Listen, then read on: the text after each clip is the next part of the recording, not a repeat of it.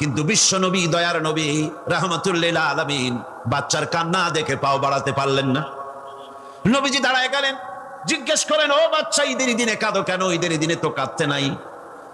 বাচ্চা বলে, তোমার কাছে বলবো না, আমি সেই সকালবেলা থেকে বসে আছি, আমি যদি মক্কার আব্দুল্লাহর পুত্র মুহাম্মদ রাসূলুল্লাহ সাল্লাল্লাহু আলাইহি সাল্লামকে পাই, মনের দুঃখ তার কাছে বলবো।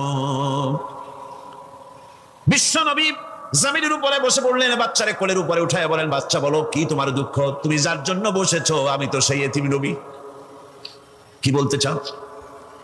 বাচ্চা বলতেছেন, ইয়া রাসূলুল্লাহ, আমার বাবা মারা গেছে সেই ছোট্টবেলায়, একেবারেই তখন মায়ের পেট থেকে আমি আসার পর বাপ মরে গেল, আমার মা আর একজনের সঙ্গে বিয়ে বসেছে, সেই পুরুষটি আমারে দেখতে পারে না, আমার মা যদি আমারে কোলে করে এসে সহ্য করতে পারে না, আমারে চুমা খাইলে সহ্য করতে পারে না, আমারে খাবার দিলে মা মার খায়।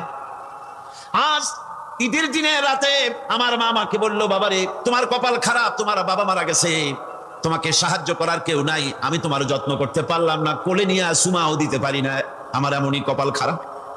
সুতরাং এতিমের দরদ এতিম ছাড়া কেউ বুঝবে না, তুমি আজ চলে যাও, ওই রাস্তায়, ঈদের রাস্তায় দাঁড়ায় থাকো, মাঠের রাস্তার পাশে, বিশ্ব নবীর কাছে তোমার দুঃখ বলো, এতিমের দুঃখ তিনি বুঝবেন। আমি মায়ের কথা মতো এই জায়গায় এতক্ষণ বসে আছি, হুজুর আপনি দয়া করে, আমার কথা তো আপনার কাছে বললাম, আমার মনের এই দুঃখ,